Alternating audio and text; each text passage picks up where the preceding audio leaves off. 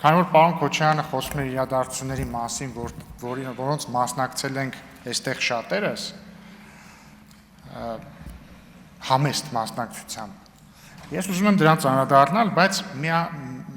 սկզբից մի, այսպես ասած, disclaimer անեմ, էլի։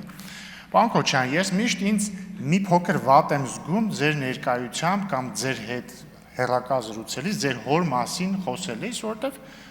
աշխարհի ամենահաճելի բանը չի, որդուն ասել, գիտես, ինչ կա, ես համարում եմ քո հայրը վատ քաղաքական գործիչ է կամ, չգիտեմ, վատ մարդ է կամ այսինչ է, այն ինչ է։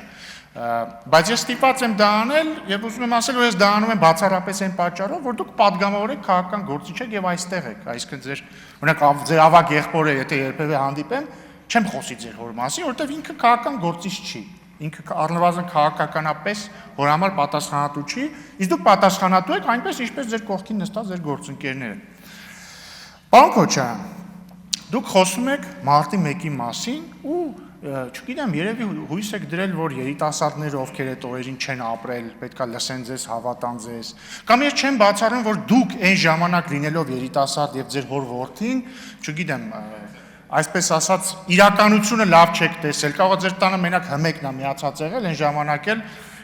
հայլուրով բոլորս գիտենք ինչ են ցույց տվել, հա? Եվ դուք դրան եք հավատացել, ես դա չեմ բացառում, իշխանությունը այդպես հատկություն ունի մարդուն իրականությունից կտրելու։ Բայց իրականությունը հետևյալն է, պարոն Քոչարյան,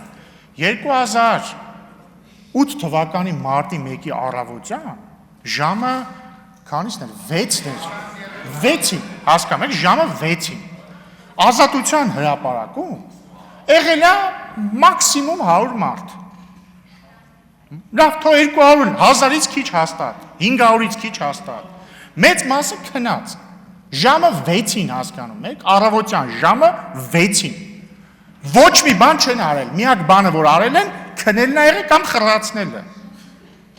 Հատուկ ջոկատայինները եկել են, սկսել են բոլորին ծեծել, դուբինկեքով ծեծել։ Մարդիկ փախել են հետևներից վազելով, ծեծելով լարել են մարդկանց։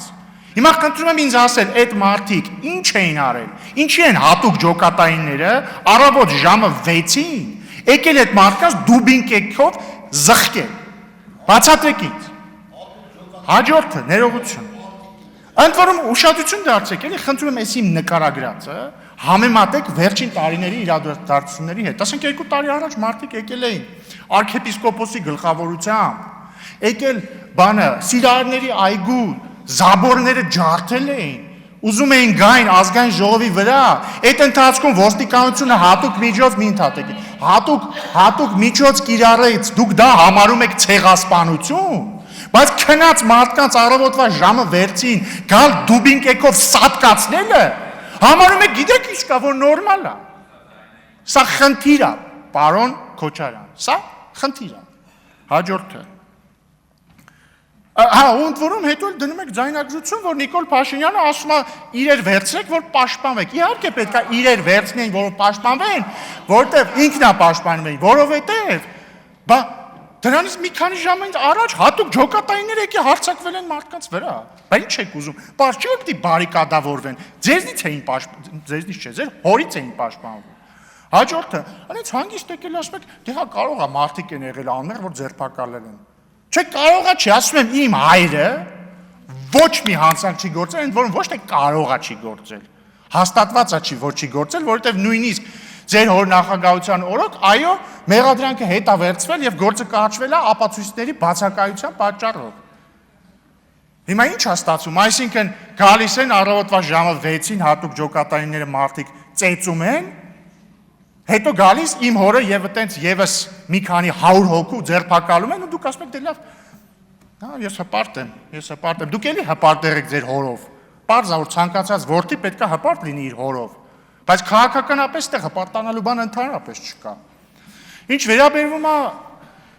մեղադրանքների, ընդհանրապես մեղադրանքների արդարացիությանը կամ ոչ, վերջերս է հրապարակվել մարդու իրավունքների եվրոպական դատարանի վճիռը, որը ֆիքսել է, որ այդ 10 մահերի պատճառը եղել է պետությունը, որը ղեկավարում էր ձեր հայրը Ռոբերտ Քոչարյանը։